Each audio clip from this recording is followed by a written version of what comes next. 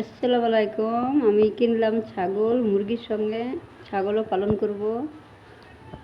একটা খাসি বাচ্চা কিনলাম আর একটা কিনবো, একসঙ্গে দুটো ছাগল মুরগি সম্পূর্ণ পুষবো।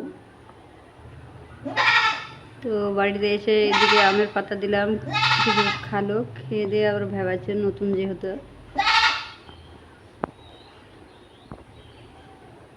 গম চাল খাইয়ে তারপরে আবার আমের পাতা দেওয়া হলো।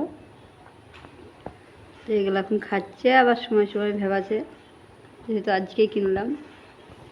কেমন লাগছে অবশ্যই জানাবেন। সাদাতে কালোতে চিহ্ন আছে। এদিকে ঘুরে তাকা আমার দিকে, এই এবার তাকা এদিকে।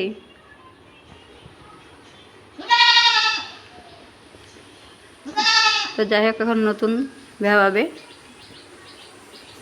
কেমন লাগছে অবশ্যই কমেন্ট করে জানাবেন। ভালো থাকবেন, সুস্থ থাকবেন। আল্লাহ হাফেজ।